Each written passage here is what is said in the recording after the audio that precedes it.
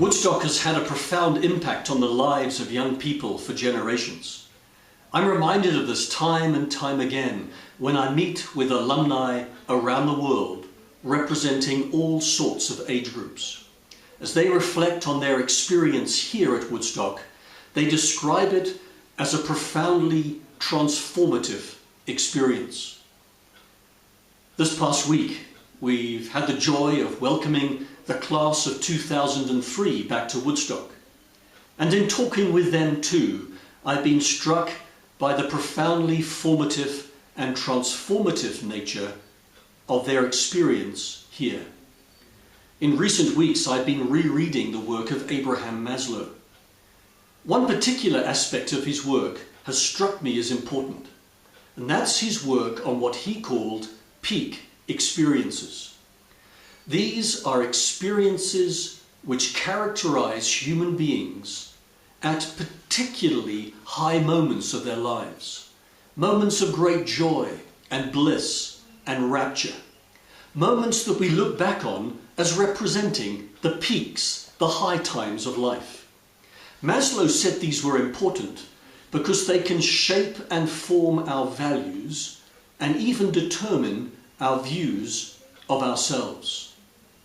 As I have read Maslow, as I have met our alumni community, I have made a connection between the Woodstock experience and what Maslow described as peak experiences.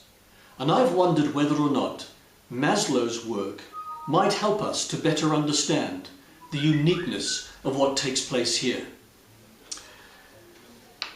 Maslow's insights on peak experiences included the fact that it is very difficult to describe them to people who haven't had them.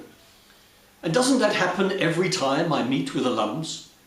They explain to me how hard it is to capture the essence of the Woodstock experience to those who weren't here themselves. Maslow said, we have to be surprised by joy, that these experiences cannot be constructed or orchestrated.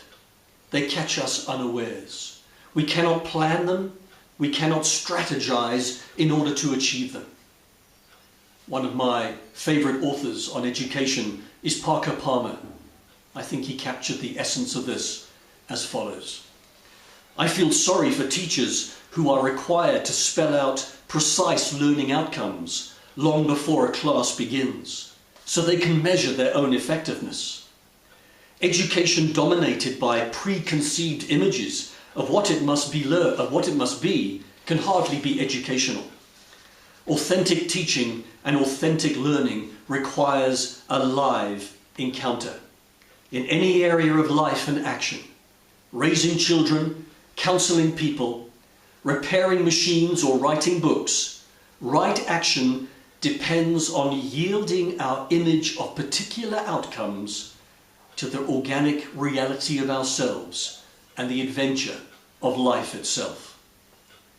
I believe a Woodstock education must remain open to just such possibilities, that amidst all our plans and strategies and schemes, we must leave space for the transformative alchemy which somehow creates this remarkable experience. It's something that defies our measurement and our attempts at enumeration. But for many of our alumni, the experiences they now hold as most significant could never have been orchestrated or even measured whilst they were here. Let us remember, the education that we offer is not diminished, nor our role as educators reduced, in recognizing that the most significant aspects of a Woodstock education may actually be completely out of our control. You see, in education as in life, I believe we are formed by influences of which we are quite unaware at the time. It is only much later we may come to see these influences for what they really were and to appreciate them as significant and formative.